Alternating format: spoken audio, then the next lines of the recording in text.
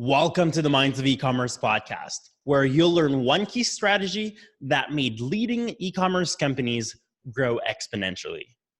We cut the bullshit and keep the meat.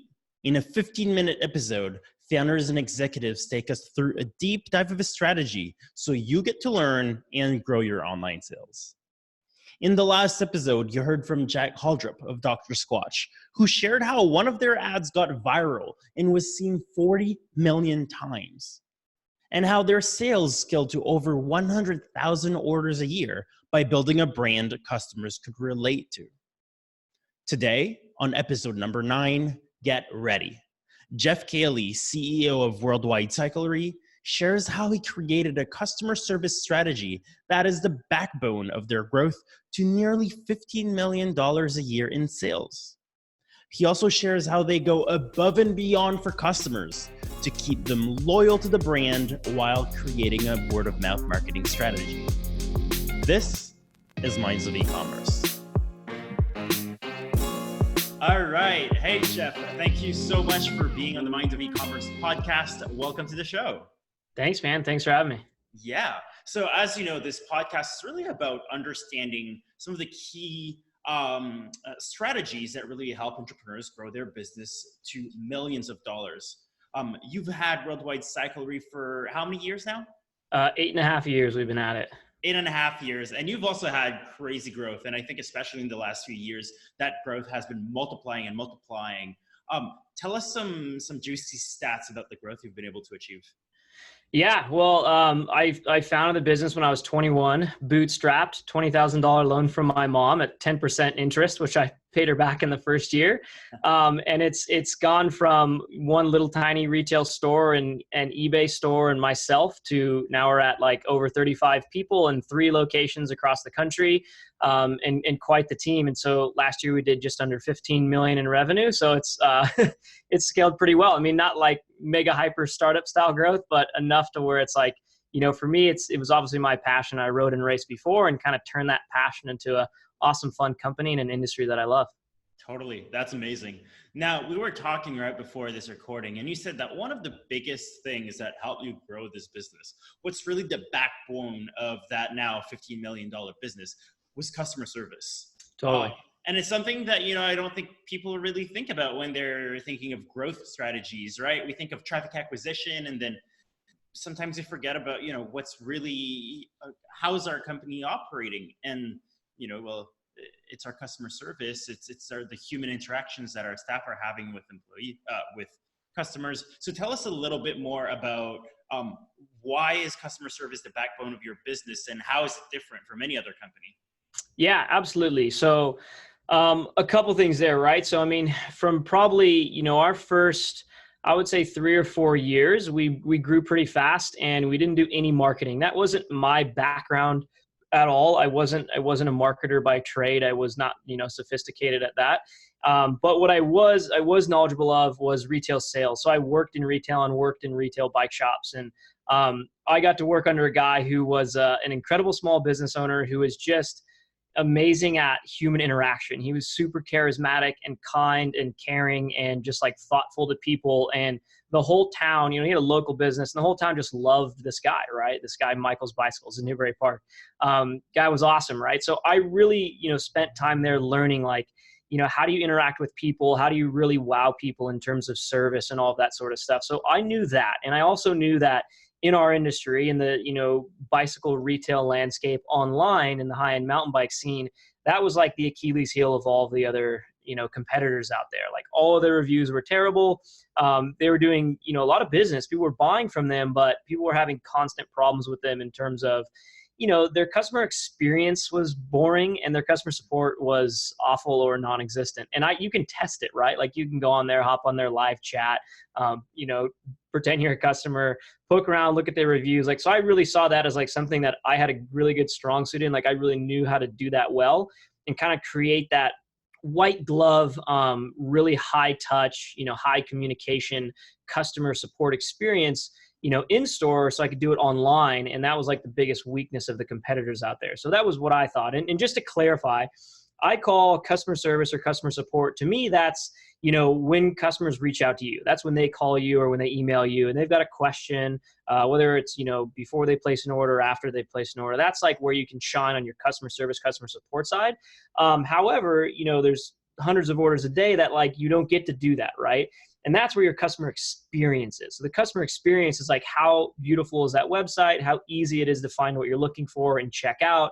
Then your email campaigns that come through, your order confirmation emails, do they connect with you? Are they funny? Do they relate? Are they relevant? Are they value adds? Or are they boring and mundane and just like what you'd expect from anywhere else? That's customer experience. So customer experience is when you go and you buy something online and you don't have a need. I mean, we've all bought stuff online where we've not needed to contact customer support, probably most of the time, hopefully. So that's customer experience, whereas customer support is kind of that like you're reacting to the customer reaching out to you. So just to clarify there. And for you, really, from what it sounds like from our conversation before this podcast, is that you realize that in the industry you were serving, no one was really standing out in any of these. Totally. That's exactly right. So to you, it was really about utilizing that underserved area and wowing customers by having a better customer support, but also a better customer experience. Exactly. That's super interesting. So tell us, right now, okay, yes, you're wowing your customers, you have a great customer experience, but what does that look like, right? So let's say we're in practical terms. I'm a customer of Worldwide Cyclery. How do I get wowed by your customer support or your customer experience? What are those little things that you decided to add to your processes, systems that your staff works on every day to really wow your customer and get the word of mouth out? Yeah, totally. So customer support, the way we sort of define that on like a higher level, like non-standard, but so I look at that as like being a question answer is kind of like table stakes, right? Like when someone asks a question, does this fit my bike? Or, I placed my order and, USPS lost it. Those kind of customer support inquiries, if you just answer that question, that's kind of just like table stakes. Like you got to do that. How do you go above and beyond that? How do you add, maybe it's a little humor, maybe it's a little something extra. Maybe it's like, to me, what I look at it as more like value adds, right? It's like, how do you write a thoughtful email reply, or how do you have a thoughtful phone conversation and you get to know the person, like understand who they are. For us in our industry, it's understanding who they are as a bike rider, what kind of bike they have, what they might like, what their next upgrade might be. It's like creating that connection and going above and beyond to like make friends with them and understand like, why do they love the industry? Why, we sell to people who have $5,000 to $12,000 mountain bikes, right? They're into it. They're not like beginner cyclists. Like they've been riding mountain bikes for years. It's their favorite hobby. So like, let's get to know them, understand why they ride, what they're doing, how we can make their ride better. And, we're all mountain bike nerds ourselves, right? So like, we want to learn them and just basically learn, get to know them on a different level instead of just answer their question, right? So like, of course, we're going to just answer their question, but then we're going to try and like add value somewhere else. Like, hey, have you seen this educational content on this topic that might be super relevant to what you're trying to do right now? Hey, have you ridden here? Have you heard about this new product? You might love this. It's like, that's the kind of stuff that like goes above and beyond in terms of, that customer support. And then it's also just like doing a better job at it, right? Instead of like, I think people, like a bad customer support experience is like you ask a question or the worst is like you ask like 2 or 3 questions in an email and you get a reply and the person answers 1, right? We've all had that happen. It's like super frustrating. So it's like making sure you address every single concern and then also being proactive to what might their next concern be, right? So like if they say, hey, USPS lost my package, and you just reply and say like, oh, okay, well, we'll send you another one. Like you kind of solve the problem. That's cool. But the next question is going to be, oh, wow, well, when might I expect to get that? So like you got to think of that, right? So it's like thinking a step ahead of what they're going to ask. So that's kind of how like those are some more practical examples of like customer support and like how you can go above and beyond and really just help people. And to be frank, like most people these days have such a low standard, right? They're used to like communicating with Amazon or other retailers out there or airlines, or like their cable company. And like people have such an absurdly low standard for customer support. Like you don't have to do that much. And people are like, oh my God, that was amazing, So it's not like it's that crazy hard, but you do have to like understand it on a level to like go above and beyond a little. And then the other thing too is like your copyright. So the copywriting. People read things in the tone that they're in, right? So if someone has a problem or they're upset and you're not careful with your words, they'll read that reply in a rude tone because they're in a bad mood, and they'll take it the wrong way and they'll get pissed and they'll rip you on a review, right? So like understanding that and knowing how to like strategically use emojis, or what we call fluffing up the message, makes 100% sure that that person who has an issue, who might be, a bit frustrated, understands that you're coming back to them in like a nice, humane way. And that's actually very challenging to do over text these days. It's a lot easier to do over the phone. So we always make an effort to call people. That's a huge thing that you can do. I mean, no one really likes to talk on the phone anymore, but there's still people out there that do. So one thing I did in the early days, if we ever had like someone who was just seemingly irate, like really upset about something, it's usually not, no one like gets super pissed off because their handlebar grips didn't show up on time. There's like another underlying reason, right? So you have to like, I always would just call and I would put them on speakerphone and I'd have the whole team around and I would show them like how to keep your cool, how to apologize if it was our mistake, how to solve the problem, even if it cost us some money and we lost some money, and how to just listen to the person and understand like where they're coming from and what the issue is and like how we can actually solve it, and go above and beyond. So hopefully that's not too much of a ramble, but it is important. And it's kind of like what's made, our customer support so well known. And nowadays we're so far into the business and we're so highly reviewed on all these different platforms that it's cool that I can talk about it and say like, yeah, but I actually have the data. Go look over here. And there's like thousands of amazing reviews. So clearly we figured it out and we're doing it right. And we have the user feedback to prove it. And it's super interesting. And just to recap, like, you've actually put this in a very linear way. So this first step is to try to understand, where does the customer come from? Right. So looking at the tone and looking at, are they going to have other questions after I answer this email? Totally. And you really want to understand where they come from, what are their needs, what type of customer they are. And from that standpoint, then you answer the response, right? So instead of just doing the basic, you respond because you've got 100 other customer support respond to, you actually take more time up front to possibly save time, in the long run with that one customer, exactly, and then you're happier.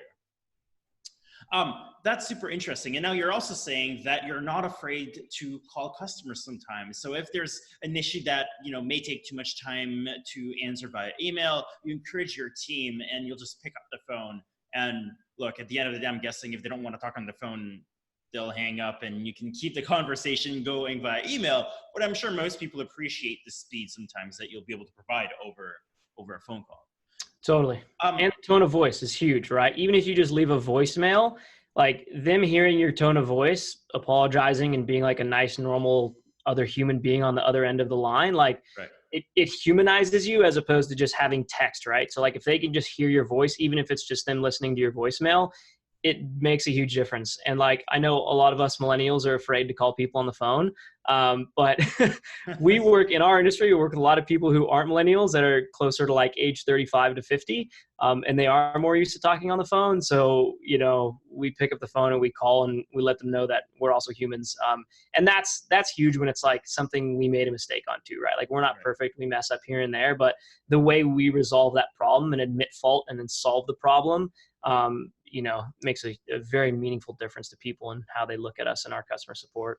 Right. And I'm guessing, if you're responding to an email, like you mentioned, you could also use emojis, just kind of soften up the tone or just bring a little personality into the response. That's great. Now, let's say I'm a company, about your size, and our customer support or customer experience, either way, is just average. Like, we're answering to emails. We're having way too many customer support emails to deal with. We probably don't have enough staff, quite frankly, to, be super efficient and be as good as you want to be, which is most e-commerce companies, but they want to get better at it. What would be like your step-by-step quick tutorial on how to improve that experience? Yeah, totally. I mean, I think the first thing you need to do is like assess where you are and assess where other, your competitors are. Because where your competitors are in your industry is typically what people are expecting, right? So if you everyone's had an experience contacting an airline. So if you call an airline, like you kind of know what to expect. And if you called an airline to change a flight and you pressed one button and got a human that was like knowledgeable and helpful, you'd be like, oh my God, like it'd be amazing, because it's all about expectation. So it's like understanding your industry and what is that expectation in your industry. So again, I think, customer support and customer experience are like totally underutilized growth hacks that like people just don't understand how to use these days. But it's really what you need to do if you're trying to build like a real business that's going to last decades. If you're just trying to do some fly-by-night arbitrage thing, then yeah, it probably doesn't matter. But you're trying to build a real business that's going to be meaningful and last a long time. Customer support and customer experience are huge. But assessing your industry and assessing like what's the expectation, what's commonplace, and then thinking, okay, how can I level up that? Maybe it's not leaving people on hold. Maybe it's not having any, there is no hold at all. Maybe it's having, English speaking people answer the phone as opposed to someone who clearly English isn't their first language, right? That might be the commonplace expectation in your industry, and then gives you like an idea of like how you can just level it up. So I think understanding that expectation in the industry is step one, and then just being creative on how you can level it up and just be better at it.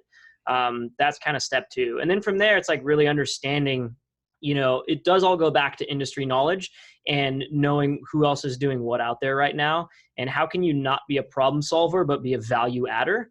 So problem solver, of course, boom, tick that box. And then how can you add value to that? And not in a salesy way, but in like a way that's like actually helpful. That's a way that you can really just like level up that experience. And then like simple stuff too, right? Like it does go back to that expectation in the industry, but people want fast replies. Like if they send you a text, an email, or a phone call, they want to be replied to as fast as absolutely possible. People are impatient and busy these days. And if you can consistently get back to their email within an hour, and if you can consistently answer their phone call without a hold time, like they will keep doing business with you and really enjoy that experience, especially if those things are like significantly above the expectation that they had. That's so key. So what you said, if we put it in just like a simple 1, 2, 3, it's identify the gaps in the market, understand what are people doing and where you could be different. 2 is really trying to understand, okay, now how can we be different? So you understand the gaps, now it's really trying to find a solution. And number 3, and this is my favorite part, it's really shifting the mindset of your support staff from being problem solvers to being more than that and being value adders. Yeah, totally. That's fantastic. What is the biggest mistake that companies do, Jeff, that, when they try to increase improve their customer service, that they fail at? Have you seen any examples of that? Yeah, I would say, typically the things that, again, it just all boils back down to that expectation, right? Like what are people expecting you to do? And then what do you actually do? And I think the human element is so huge. Like I'll give you an example. You can use macros, right? So a macro is like in Zendesk, which is a platform we use for customer support, super popular. There's a lot of good platforms out there. That's just the one we use. And the term for a macro is kind of like this like automated message that'll just like go back. It's like you ask a pretty simple question, you can just like click this macro and it like autofills it. You change a couple words and then send it back, right? Like we've all seen those, even if we didn't know that those weren't hand typed. How thoughtful are you when you create those macros to make them sound like a real human typed it?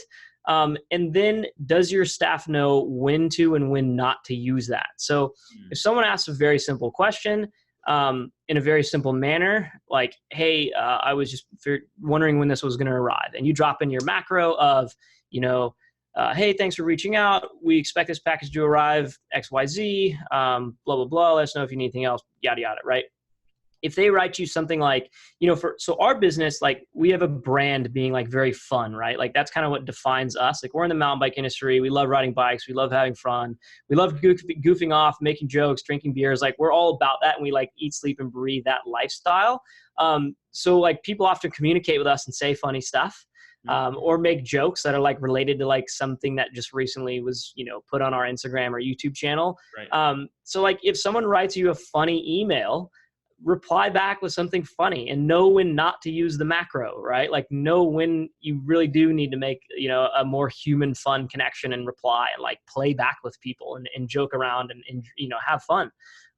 Again, that's very industry dependent and very brand dependent. Like our industry and is very fun and casual and lifestyle, and our brand goes along with that in a very cool way. So we know how to do that, but just making it human, right? Like knowing how to talk to people like they're humans and knowing how to do more than just solve problems and kind of go above and beyond. I think people just, drop the ball because they just do bare minimum. They just like reply, they just solve the problem and that's it. And like that, no one's going to remember your company because they ask you a question and you solve the problem in 30 minutes. Like they don't remember you for that. They remember you because like you wrote something funny, because like you not only solved their problem, but offered them X, Y, and Z advice, or created a connection, or asked them a question because you're interested in who they are and how they can help you more, right? Like you just have to go further than just solving that problem. Otherwise, no one remembers that, right? So I think that's where people drop the ball. They're like, oh, we have good customer support. We reply to every email in an hour. It's like with some boring generic reply, no one cares. No one's ever going to remember that, So like you just have to be more creative. Yeah, I think, one of the takeaways of what you're saying is at the end of the day, your customer support staff is, it's a marketing channel, right? They're interacting with customers every single day, probably more than your Facebook ads are interacting with your customers. Yeah. It is the brand. It is the face of your company. They're at the front lines. So, it's really important from what you're saying that brands understand the value of, telling their customer support staff, really what the brand values are, like what the brand stands, that the customer support staff should know as much about the brand than anyone working in marketing. Because they should be able to, project those values onto the customer and have fun with them and not just be a robot picking a key response that customers are just going to ignore. That's awesome. Jeff, so much value in those 15 minutes. Thank you so much for sharing all those insights with us. Now, if people want to learn more about Worldwide Cyclery or learn more about your stuff, where should they go? Where can they follow you? Yeah, totally. I don't really personally do much on social media. I'm out there on Instagram and stuff, just Jeff Cayley, JeffCayley. Our company is much more fun to pay attention to and watch. So we're on YouTube and Instagram at Worldwide Cyclery. And then, if you Google my name, Jeff Cayley, like I've done a few other articles and stuff, if you want to learn more about the story and things like that. But yeah, we're definitely having fun in our industry and trying to build something unique that's like, just different and fun and makes people laugh and supports people having fun on bicycles. So yeah, that's kind of what we're all about and what we're enjoying doing and building a business. Awesome. Love it. Thanks so much, Jeff. Yeah, man. Thank you. Have a good one. Yeah. All right. That's it for today's episode. In the next episode, you'll hear from Abby Walker, CEO and founder Vivian Liu, and you'll learn how she runs $1 million e-commerce store with no employees. To make sure you don't miss any of the new episodes, subscribe to the podcast. And if you've liked what you've heard, make sure to leave a review in the iTunes store. That would truly mean the world to me. Now, if you're working on an e-commerce store that does over $1 million in online sales and increasing conversions is currently a priority, make sure to go to splitbase.com/assessment. That's splitbase.com/assessment to get a free analysis of your website and find out what's the number one action item our conversion experts recommend that you do next to boost conversions. If you have any guest requests, questions, or comments, tweet me at r.paulin-daigle and I'll be super happy to hear from you. Thanks again for listening. This is Minds of E-Commerce.